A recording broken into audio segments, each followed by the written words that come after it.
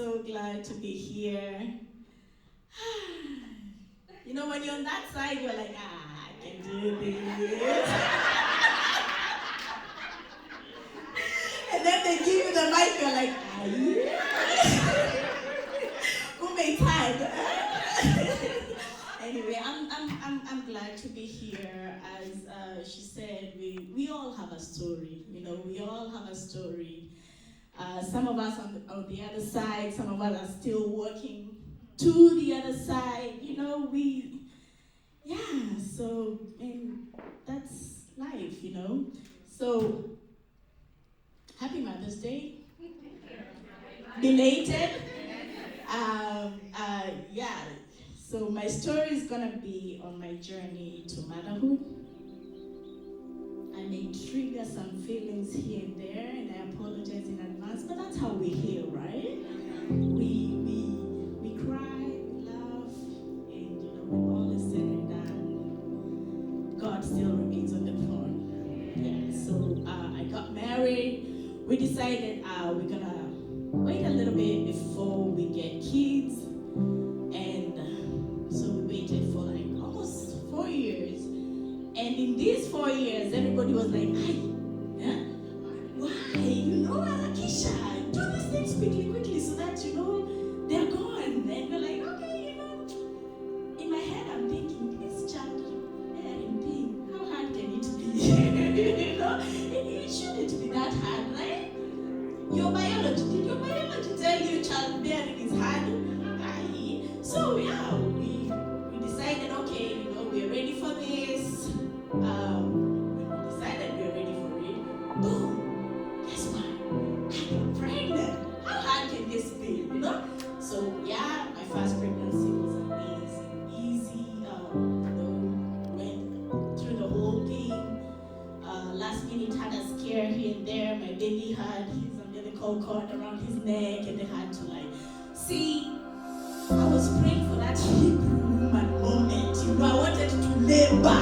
You know, I wanted this the whole journey.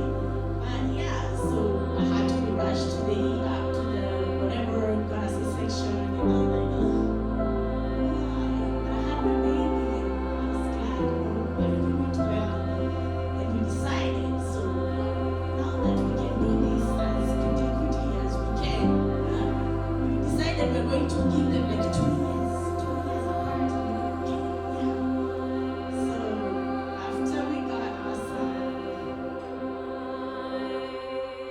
Between that 2 years, see, as we know the plans, you guys don't know the plans. So people are like, get this child quickly so that they can grow together, you know? They grow together. If you stay too long, then you know that difference, they will not be able to play.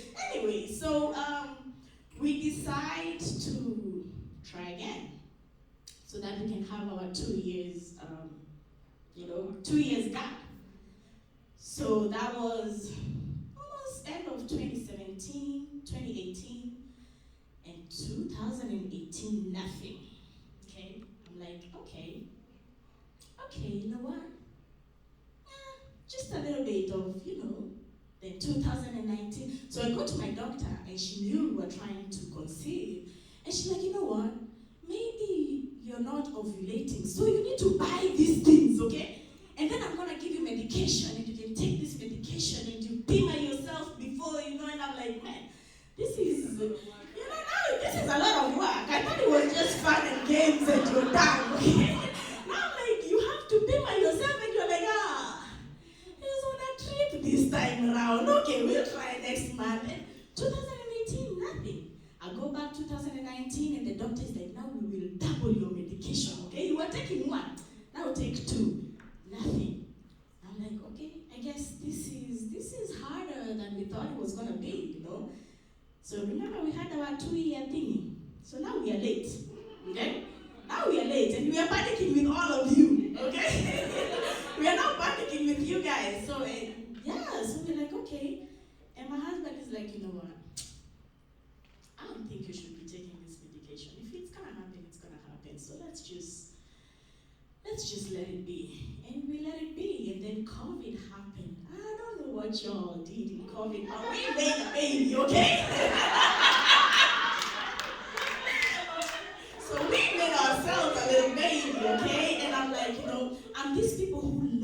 loves being pregnant. I love being pregnant. Like, I get my baby, I come with my baby bump already ready, okay? So, so by the time I'm getting that test, the 2 lines, I'm like, ash, looking at myself in the mirror, I'm like, hey, Yeah, so I get pregnant and everything is okay. I go for my checkups.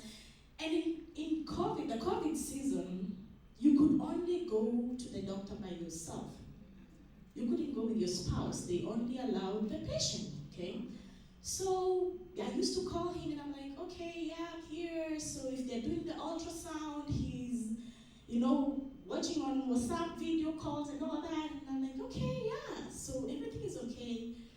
We, go for my checks, 12 weeks. I'm like, yes, I have crossed that threshold, Now, if you want, you can know. I can tell people now because I have moved from the danger zone. So yeah, I go back. So you're still doing the 4 weeks. So I go back for my 16 check, and they're like, wait, we can't find the heartbeat. I'm like, girl, we were here, and the heartbeat was strong, like strong, You need to check again, okay? They're like, oh, we'll probably do an ultrasound to just confirm that, there's a heartbeat. And we go to the ultrasound, and they say that the baby was measuring 14 weeks. So I'm like, okay, 14 weeks, that is like 2 weeks. So I've been carrying, I've been praying for a baby. And I'm like, how is this? Like, why, it doesn't make any sense. Anyway, so I had a horrible doctor who just came in and she was like, okay, now, because 2 weeks, yeah, we need to do a DNC because the baby is too big and we can't do this whole thing. And I'm looking at her like, I have no idea what you're saying right now, okay? I'm by myself in this room, my husband is not there, and she's just talking, and we need to schedule this, and we need to, I'm like, what is she talking about? Anyway, I leave the room, and I call, so my husband had the part that there was no heartbeat when I was doing the ultrasound and all that. Anyway, I left the room, and I called my sister, this is my personal doctor, okay?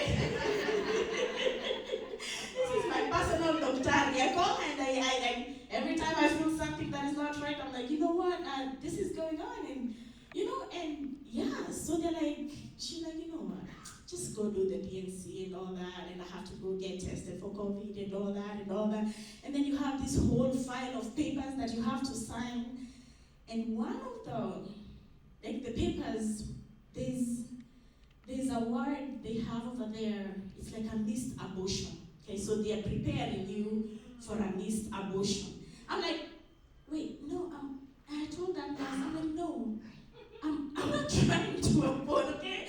I just, and she's like, I'm so sorry, but that's what the legal term is. I'm like, that is so cruel. Anyway, so I was struggling to sign that form, but yeah, so we go in and we do the DNC and we come out and I'm like, I have not told people that I was expecting. So you know how weird it is to announce a pregnancy and a loss at the same time, okay? So I decided, you know what, nobody needs to know. So the people who knew, like my family, the people who knew what was going on, and you're like, okay, so now I'm struggling with God, I'm fighting with God, I'm like, why? Why keep us waiting for so long and then give us a miracle and then just take it away, And God has a way of just answering you when you're feeling in your feels, And I felt like he asked me, am I a lesser God now that you don't have that child?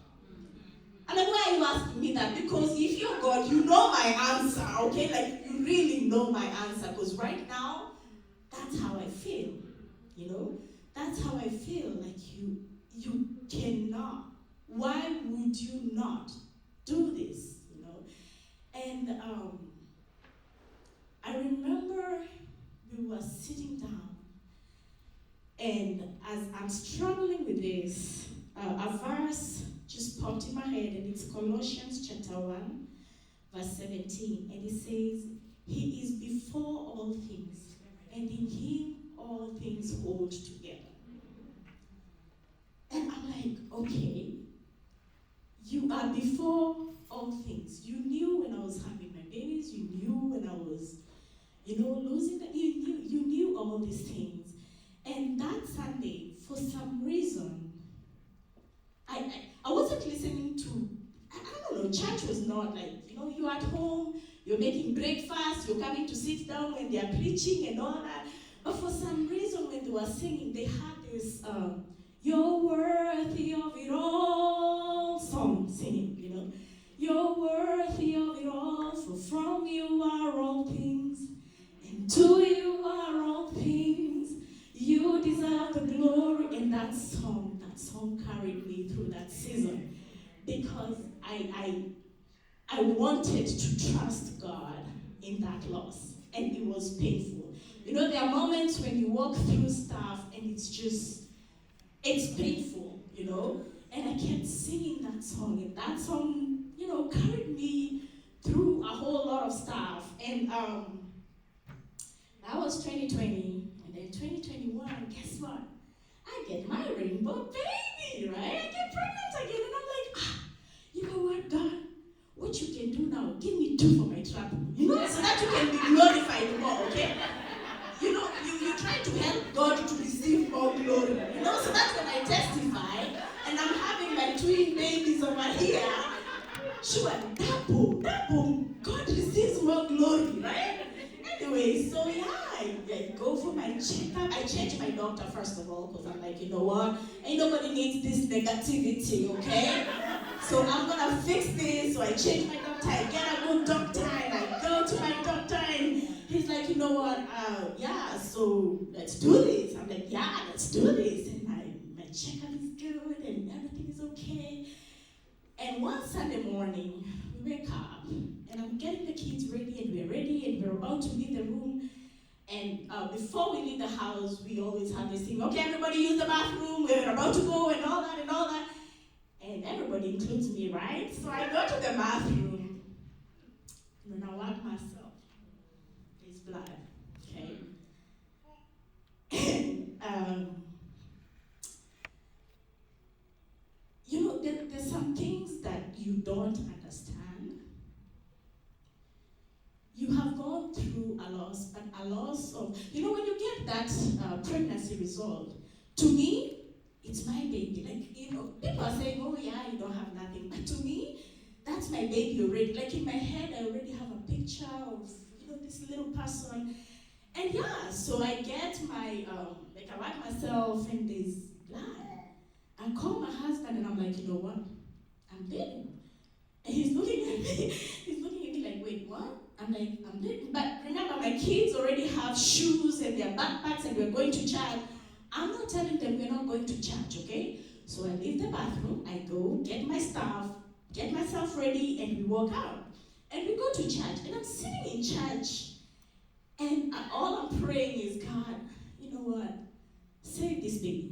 Just save this baby. But if you can't save this baby, don't let me start bleeding so much in church, because I don't think I have enough supplies, right now to handle whatever is about to happen, okay? Anyway, so we go to church, and after church, my kids see the pastor, and they're running to the pastor, and I'm looking at them, and I'm looking at the pastor, I'm like, you have no idea what I'm going through right now, But I'm like, okay, so we leave church, and we come home, and the next day we make an appointment. That's on Monday.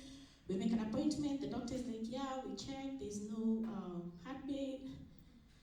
So yeah, right now, because you're not very far along, I was like 10 weeks, he's like, we can give you medication to start the process of, or we can schedule you for another DNC. But I won't rush you. You can go home. You guys can go home, talk about it, and then, tomorrow let's, And we go home. And I guess the body just decides like, you know what, I can do this, and I just start bleeding. And me and myself, I'm thinking to myself, so this may be too much TMI, but yeah, I'm getting this huge, humongous head-sized clots coming out of me. And I'm like, you know what, I'm just gonna go get a bowl. I may just catch a glimpse of my baby, and I get a bowl and there's these huge, huge clots that are coming out, and I'm looking at them and I'm like, why do I have to go through so much pain, I don't remember physical pain, but I could remember the emotional pain, and I was sitting there, and I'm thinking, why God, why this, And I sit down in that thingy, and I'm looking at a bowl with these huge cloths, and I start singing. Sijui ufanyavyo,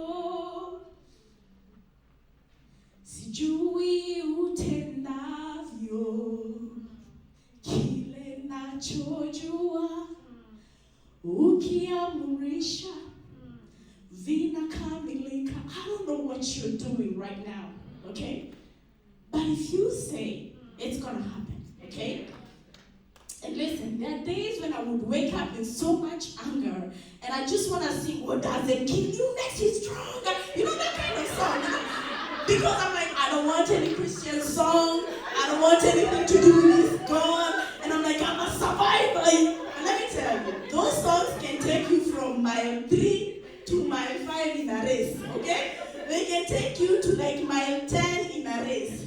But when you are deep in the valley of the shadow of death, you need a word that will build you. You need something that will speak to your spirit, okay? Because what doesn't kill you makes you stronger. It doesn't mean I'm lonely when I'm alone. I'm like, wait, first of all, that is not the right song for this situation right now, okay?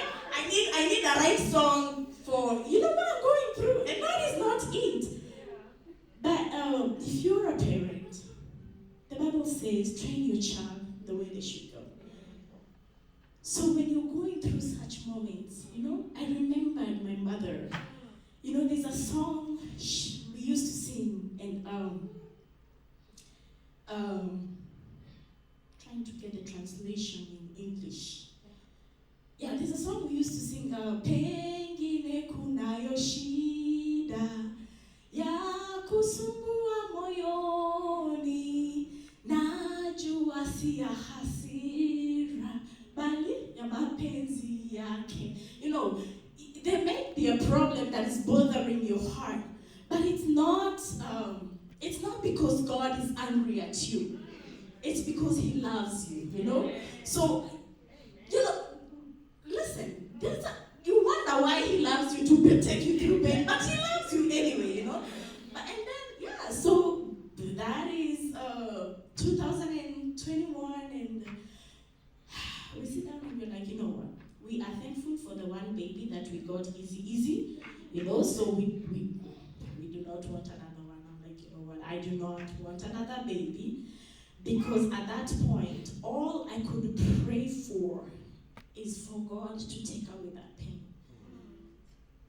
And that's what I kept telling Him. This pain is going to make me hate you, okay?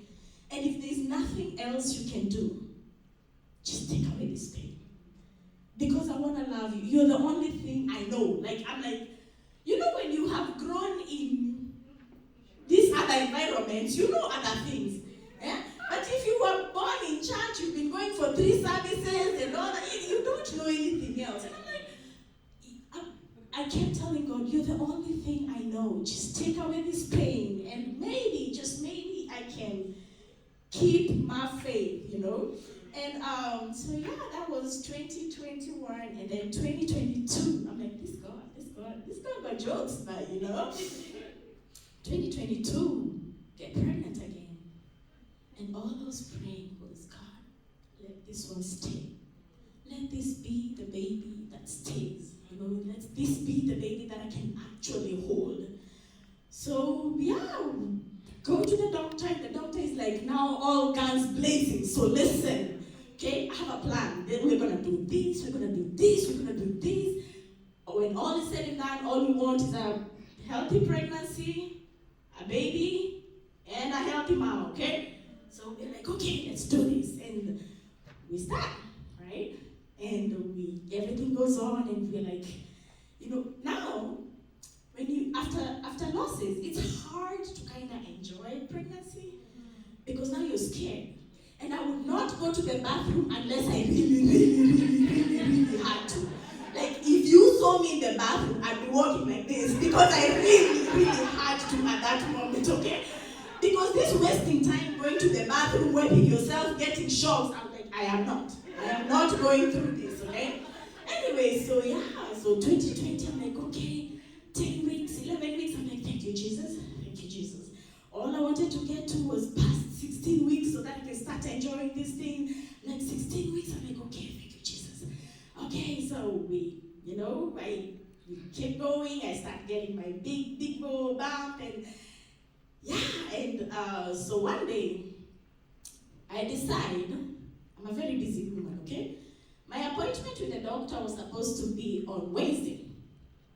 That Wednesday I was very busy, so I decided I don't want to waste time staying at the doctor, doing ultrasounds and all these things. I will go instead of, no, my appointment was on Tuesday, okay? So I will go on Monday, do the ultrasound, and then on Tuesday, I'll just go see the doctor so that we can be quickly in and out. So on Monday, I go to the doctor for a checkup, and this lady goes like, have you been leaking?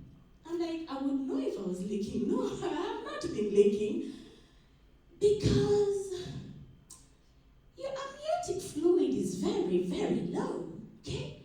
I'm like, yeah, no, I don't think so. Anyway, so they start doing this big old deal, and you know, when you're in a situation where you have had several losses, you start reading faces instead of listening to what they are saying, okay? I'm like, you keep talking. Me, I'm looking at their face. And on Tuesdays is normally the day that the doctor has his surgeries. Like, that's when he's scheduled for C-sections and all that. So actually, my appointment was supposed to be on Wednesday. So I'm like, okay, yeah, let's do this. So when I went for my checkup, it was on Tuesday, just to do the ultrasound. And they're like, okay, so you cannot go home. We need you to go to the hospital right now. I'm like, right now? They're like, yes, do not go home. We need you to go to the hospital. We are calling your doctor so that you can go to the hospital because your baby is in danger. And I'm sitting there telling the Lord, listen, I am not Job, okay? I have been considered 2 times more, okay? You know, like the way that God sits there and he's telling Job, have you considered my servant, you? I'm like, I was considered. Remember, I was considered in 2020. I was considered again in 2021. I do not want to be considered, okay? Choose the next person behind me, okay? Consider the next person behind me. Because me, I have been considered. I do not want to be considered again. I want this baby. We have gone afar. I'm like, no. We cannot do this again. The doctor, the lady, the nurse practitioner is like, you need to go to the hospital right now. We are calling the hospital. We're telling them that you're going there right now. I'm like, I'm not going again by myself to the hospital. So I call my husband who is working from home. I'm like, I'm coming to pick you up so that we can go to the hospital. Because I'm not going to the hospital again. And they start telling me, oh, nonsense. I go home. I take my husband. We are driving to the hospital. We are not talking to each other. We are just praying. Everybody's saying their prayers, And I'm like, now what are we going to do? My sister has been telling me to pack this bag, this emergency bag that I need to go to the hospital with. I had nothing. I didn't have a bag. I hadn't washed the clothes. I had clothes over there, but I hadn't washed them because I was 35 weeks. I'm like, I have time, and I'm going to get ready. Anyway, we go to the hospital, and they're like, oh, yeah, so in this situation, just prepare yourself because you're having this baby, okay? I'm like, no. the baby is not ready. I cannot have this baby today. I'm not ready. I don't even have my bags. What are you talking about? I'm having this baby right now. Yeah, and as my father has this favorite song, and it's in Kikuyu. I will translate it to you, or if your neighbor can help you. Ambia jirani akusaidie. Anyway, there's this song that my dad sings. It says, Woko kwa Jehova kwewiraine, maodo mothe marugamaga, uhona makobei karugama, shavekere woko kwa Ngai. When the hand of the Lord is at work, everything else stands still, to obey the hand of the Lord. Remember that Tuesday when I was very, I did not want to waste time. That's the day that my doctor schedules for C-sections and all that. So he was already in the hospital, okay? So I go in the hospital, they're like, oh yeah. So he comes and like, my friend, what's going on? like they telling me we're having this baby. And he's like, okay, let's have this baby, I guess, And we go in and I get the baby. And she is so small. She's like itty bitty. One of the NICU nurses used to call her itty bitsy. Yeah. And she is, I'm like, this is the tiniest baby I have ever seen. So I get my baby, and at that point, she's like struggling to do this and this and this and this, and they just put her on meal for 2 minutes, and they whip the baby out, and I'm like left over there, and and my doctor lifts her up, and she's like, she's a feisty one. And one of the nurses is like, I don't know where you see that, because what we're seeing, I'm like, negativity, shindwe, people chafu, so they take the baby to the NICU, and let me tell you, when you give birth, if you've watched a whole lot of movies like I have, there's this, they lift the baby, and they cry, they give you the baby, then you hold the baby, and there's this nice feeling. They took my baby, and I'm like, okay, I have no idea what's going on right now. My baby's in the NICU, I'm there recovering and all that, and all I could tell my husband is follow them, okay? Just follow them and make sure this little girl is okay. And my baby goes to the NICU. I don't get to see my baby again for that day because now I'm in pain. I'm not even, I'm in and out of it, I have all these medications and all that. Anyway, the next day we go to the NICU and we visit this little girl. And she is in our, what are they called? Incubators. And she has everything. Like everything. And I'm looking at her and I'm like, how can they fit any of these tubes in this tiny little baby, okay? Because she has like all these things going on, and I'm like, what's her problem? Like, what are we working on? Like, what is her main issue? And then I go, she can't regulate her blood sugar. Now she has to be poked. Let me tell you, this thing has bothered me for a long time. Before every meal, she had to be poked to be tested for her sugar. She's supposed to be fed every 3 hours or 4 hours? So every 3 hours. So in one day, she's poked like 8 times. On her tiny, her foot, her heel is like this small, okay? So I'm like, that's one day. She's gonna be there for a couple of days because right now they don't know how many days she's gonna be there for. And at some point they had poked her so much, they couldn't find a place to like poke her. And that nurse kept saying, okay, maybe I can use the one that we did earlier on and see if I can get like blood from them. And her foot is this tiny. And it was horrible. It was just one of those things that you're like, she's not supposed to struggle this much, okay? But let me tell you, those NICU babies are fighters. You should see her now. She holds them, all the siblings like this, like, come here, okay? I want to talk to you. But yeah, and it was a tough time because then we got discharged. I got discharged and I had to leave her in the hospital, okay?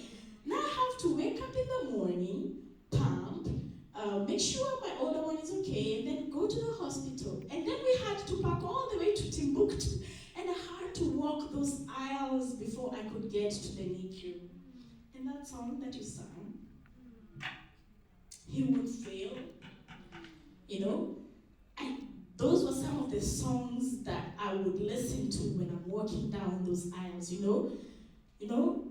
I'm like, you would fail, remind me of your faithfulness at this moment. And I kept telling myself, you know what, I need to be strong for her, I need my faith up, and I had people praying, and every time they would come, they're like, oh, this is the problem, and then they're like, okay, no, you know what, we have no idea what happened over there, I kind of fixed itself. I'm like, okay, so, and then they come the next day, they're like, this is the problem. I'm like, I wish we just had a list of what it was. And at a point, I felt like the devil was just testing me, He was just testing me with one thing after another, after another, after another. And then they came and told me that my baby cannot see, that my baby is blind. Now I told the devil, now listen. Okay? That's where we draw the line. Okay? Because she had this big old, she was tiny. The way they say it in the eyes, you're born with the eyes that you have right now, okay? So she had these big, beautiful eyes, and I was looking at her, and she's looking at us, and, and they're telling me that she's seeing nothing. And my sister is over there telling me, watch your pussy. They need to stop being whatever. And I'm like, you know what? And at that point, I was like, no, enough is enough, We have played this back and forth tag game with you, devil, for enough, I'm like, right now, I want my baby seeing, and I want her out of this hospital, because we are tired of coming to this hospital. And they came back, and I remember one of those days, they came back and they told us, they were not even talking to us. It was one of the doctors talking to the other doctor, and they're like, that kid, the child in whatever room, that we couldn't see the thing for seeing, somehow it just appeared, just reappeared. And the doctor's like, yeah, no, I don't think that's possible. We'll wait for the specialist to come and confirm, because there's no way. We've done our whole test, and there's no way that could have just appeared overnight. And I'm like, you know what? You may not know it, but I know a God. And there's people praying, There's such a great multitude of people praying for this little baby. And so we named our little girl Eliana. And it means God has answered me. Because we have prayed for her, and when we got released from the NICU, and she came home, we have been depending on machines to tell us if her sugar is okay or her sugar is not okay. Now they're telling you the baby is good. You can go. And when you're in the NICU, you see there were other kids coming and going, So you have a roommate. So every time they come, and there's this last test that they have to put the baby in the cassette, and they have to leave the baby there for, I think, an hour to make sure that the baby is okay to go. And every time we would walk in the room and see cassettes over there, and we don't have a date for when we can take our baby home. It just, every time. And when we were told it's our turn to bring a cassette, we took our baby, and we brought her home, and we sat there, and we were taking turns, making sure this baby is breathing, okay? So it's like, where shift, you're on a night shift, today you're doing night shift, so we're just sitting like this. We're like, okay, yeah, she's okay. And slowly by slowly, we got confident that, he's okay. And I just want to remind you that sometimes the devil has a way of throwing in some doubt, and you sit down and you're like, you know what, God, I don't think you are who you are, because why do I have to go through all this? But if he didn't, we sit there and we pray, oh God, show us your glory, show us. How would I glorify God if I don't have a test? How would I? And so whatever it is that you're going through, you may be down over there, you may be struggling with one thing or another, But when all is said and done, God is faithful.